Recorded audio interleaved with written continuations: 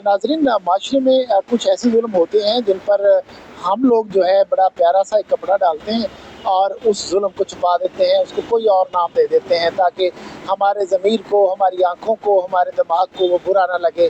इस तरह हम खूबसूरती पैदा करते हैं, किसी का हक़ छीन कर, किसी को हक़ से महरूम करके उस पर जुल्म करके।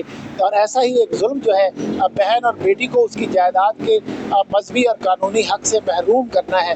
ये कितना बड़ा जुर्म है, कितना बड़ा गुनाह है कि आप फ़र्ज़ करो आपकी जितनी भी विरासती जायदाद है आपको ना मिले तो यकीनन बड़ा जुर्म है, और बहन बेटी को ना मिले तब भी ये जुल्म है। मुदस्सर चौधरी हमारे साथ मौजूद हैं, उनसे हम बात करते हैं। जी मुदस्सर चौधरी, ये कानून जो है क्या कहता है? बहन बेटी का हक़ जो है उसको खा जाना हमारे माशरे के अंदर रीत बन गई है।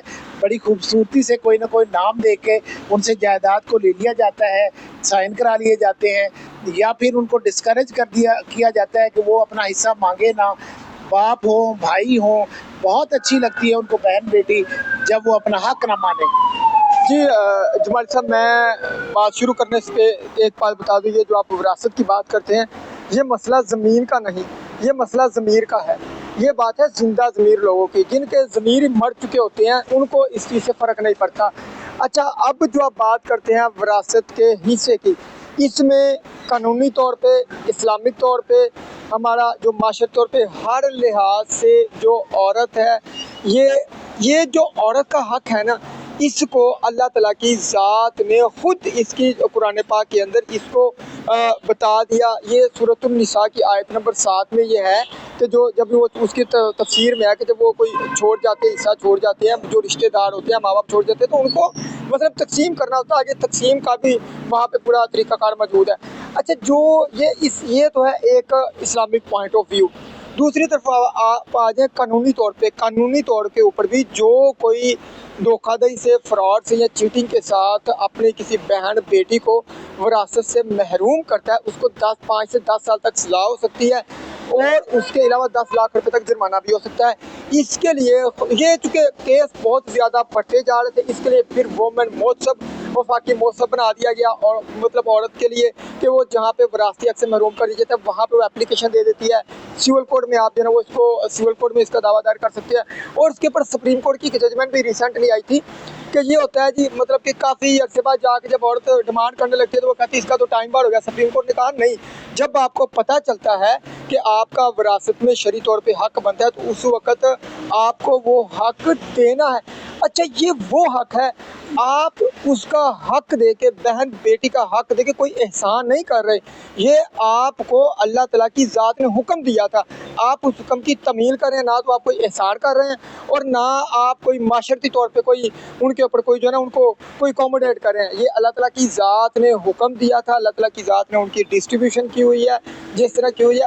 और यहाँ मैं एक बात बता दूँ, मैंने ना बड़े बड़े ऐसे केसेस मेरे पास आए, इतनी बड़ी दाढ़ियाँ होती हैं, मतलब कि बेशर्म किस्म के लोग कि बहन को जाके फिर इमोशनल ब्लैकमेल करते हैं, जी आप जो है ना भाइयों को बचा लें तो जो है ना वो भाइयों को बचा लें तो ज़्यादा छोड़ दो। और बेशर्मो बहनें भी आगे से कहें आप बहनें बचा लें, आप हिस्सों को छोड़ दे। देखें, इमोशनल ब्लैकमेल करके आप दुनिया की नज़र में तो ऐसे कर सकते हैं।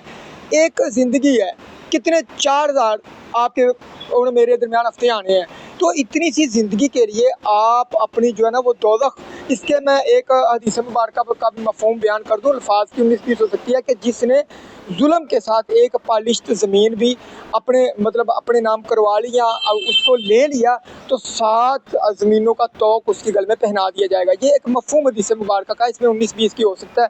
तो इस तरह देखें, कुरान पाक में भी जहाँ आयत नंबर 7 में सूरतुन निसा के हिस्से का जिक्र आया है, वहाँ पे आयत नंबर 14 में सूरतुन निसा के फिर आगे लिखा भी गया है कि विरासत के फौरी बाद ये हुक्म आया कि अल्लाह ताला की उसकी तफसीर में कि अल्लाह ताला की जो हद है ना उसको ना तोड़ना, और उलमा जो अल्लाह ताला की ये जो हद है, अच्छा, वो जो है ना वो कहते हैं कि इसने खुशी अपने भाइयों के नाम करा दी थी और ये तो लेना ही नहीं चाह रही थी, तो इसने कहा माशरा पता नहीं लोग क्या कहेंगे, तो मैं ऐसी बुराई मैंने नहीं लेनी। इस बारे में क्या कहेंगे? अच्छा, ये ना बीमार माशरा, जहाँ पे औरत को हक मांगने पे लालची कहा जाए ना, वो बीमार माशरे की एक अलामत है।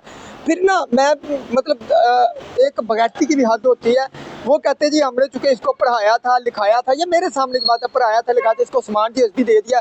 ओए बेगैरतो और बेशर्मो, तुम ज्यादा समझदार हो, जो अल्लाह ताला की ज़ात है, अल्लाह ताला की ज़ात को वो नहीं पता कि ये इन उस्मान भी देना है, इसको शादी भी करनी है, ये सारी चीज़ें साथ हैं। तो जब अल्लाह ताला की ज़ात ने हदीस मुबारक से और उलमा फरमाते हैं कि ये जुल्म है, मतलब कि ये जो ना मतलब हक ना देना ये जुल्म है, ये एक नजायज़ कब्जे की शक्ल भी आप इसको तफसीर में जाके इसको वो भी कह सकती है, मतलब हक है ना, विरासती हक है। तो ये जिंदा ज़मीर लोगों की बात है। इसके बाद अगली चीज़ पे आप आ जाएं, औरत जो है ना ब्लैकमेल बहुत ज़्यादा किया जाता है कि तुम्हारी शादी पे पैसे लगा दिए, तुम्हें सामान दे दिया था, तुम्हें एजुकेशन दे दी। ये विरासत के मामले में किसी जगह पे ये चीज़ रुकावट ना है ना होनी चाहिए। ये बताएं, वो कहते हैं कि ये जो है इस तरह जब हिस्सा मांगना जो है, वो कहता है ये जो है लोग क्या कहेंगे, माहौल ऐसा बन जाता है, लड़की की हिम्मत ही नहीं पड़ती, तो उसको क्या है, उसको हिम्मत करनी चाहिए। तो अगर भाई उसको हिस्सा मांगने पे छोड़ दें फिर वो क्या करें? एक ये जो बात ना लोग क्या कहेंगे, अपने 90% जो लोग हैं ना अपनी ज़िंदगी इसी चक्कर में गुजार देते हैं कि लोग क्या कहेंगे। हालांकि जवाब तो अल्लाह ताला की ज़ात को देना है। देखिए जब आप ये सोचते हैं लोग क्या कहेंगे, आप अपनी ज़िंदगी का वो हिस्सा जो है ना लोगों को दे देते हैं गुजारने के लिए। आप अपनी ज़िंदगी का कंट्रोल अपने हाथ में रखिए और अल्लाह ताला की ज़ात, देखिए अल्लाह ताला की ज़ात और क़यामत की जो बात है ना आप उसकी बात करें। इसके बाद हो रहा है कि जो और कुरान पाक में फरमाया गया कि औरतों के मामले में भी अल्लाह से डरो।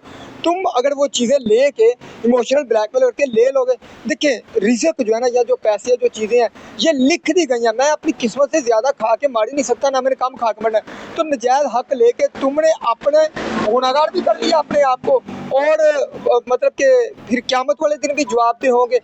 बड़ी बड़ी दाढ़ियाँ, नमाजें, रोज़े, हज, और ऐसे ऐसे मैंने बेगैरत लोग देखे हैं कि जब बेटी हिस्सा मांगने आती है तो ऐसे ऐसे मैंने बेशर्म किस्म के बाप देखे हैं अपनी बेटियों को, उनकी औलादों को बददुआएं देना शुरू कर देते हैं। इतनी इतनी बड़ी दाढ़ी रखे, और तुम्हारी नमाजें, तुम्हारे हज, तुम्हारी ये चीज़ें किस काम आएंगी जब तुम्हें है कि जो अपने वारस को महरूम करेगा ना अल्लाह ताला की ज़ात क़यामत वाले दिन जन्नत के मिराज से उसको महरूम करेगी।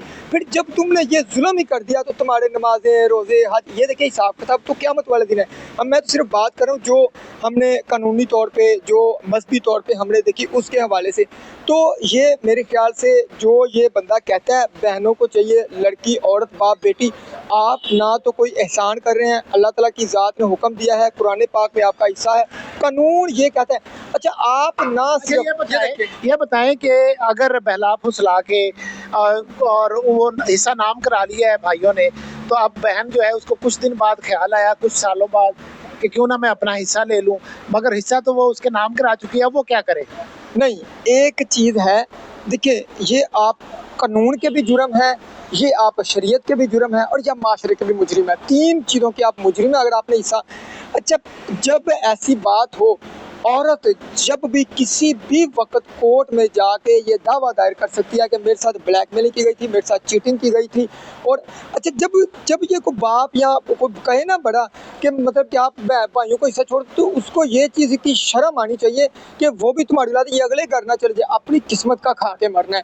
ये जब ये कहते हैं तो बहनों को भी चीज़ स्टैंड रह जाए कि ठीक है आपने नहीं मिलना ना मिले, जो अल्लाह ने मेरा हक दिया मैंने वो लेके लेना है, मैंने वो लेके ही रहना है। आप कोर्ट में जा सकते हैं और इस मामले में कानून बरा सकता है, और अच्छी अच्छी जजमेंट्स भी आ चुकी हैं। आपका जो हिस्सा बनता है ना आपको वो मिलना है, और अदालत वो हिस्सा देती हैं। वो मौसब बना हुआ है, मौसब में भी वो हिस्सा जो है वो उसमें केस जरा जल्दी डिसाइड हो जाता है। ये जो आपका शरई तौर पे हिस्सा है, कानूनी तौर पे आपका हिस्सा है, आप यहाँ भी 10 साल की सज़ा और 10 लाख जुर्माना की तरफ भी जाएंगे, और क़यामत वाले दिन एक सख्त हिसाब से भी गुजरेंगे। कर किसके लिए? अपनी औलाद के लिए। 4000 हफ्ते बाद तुमने तो मर जाना है। तो वही फिर इसका मैं एक आपको बता दूं, जो नजायज़ माल लेते हैं ना वो किसी ना किसी तरीके से हो ही नहीं सकता दुनिया में हिसाब देके। मैं इसी तरह एक आपको मिसाल भी देता हूँ। एक शहर मेरे ज़हन से अभी निकल गया, एक जो है वो पटवारी था, इसी तरह वो बाद में प्रमोट होके तहसीलदार बन गया, मादनियात में किसी ऐसे डिपार्टमेंट में उसकी ड्यूटी लग गई, खूब माल उसने कमाया। हुआ क्या कि उसकी 2 बेटे 2 बेटियाँ थी, जा रहे थे, एक्सीडेंट हुआ, सबकी डेथ हो गई। जो बहन बेटी है उसकी विरासत का जो हक है वो उसका इतना ही हक है जितना किसी भाई का है, बेटे का है। اور وہ کسی بھی اسٹیج پہ عدالت سے رجوع کر سکتی ہے، اپنا حصہ اب مانگ سکتی ہے۔ یہ حصہ کا حق جو ہے اس کو اللہ نے دیا ہے، قانون نے دیا ہے، تو اگر معاشرہ ساتھ نہ بھی دے تو عدالتیں اور نظام یقیناً اس کو حق دے گی، کیونکہ کاغذوں میں اور قانون میں، آئین میں اور ہمارے مذہب میں یہ حق جو ہے تسلیم کیا جاتا ہے۔ معاشرہ نہ بھی کرے تو کوئی فرق نہیں پڑتا، آپ اپنے حق کے لیے آواز اٹھائیں اور اپنا حصہ ضرور لیں۔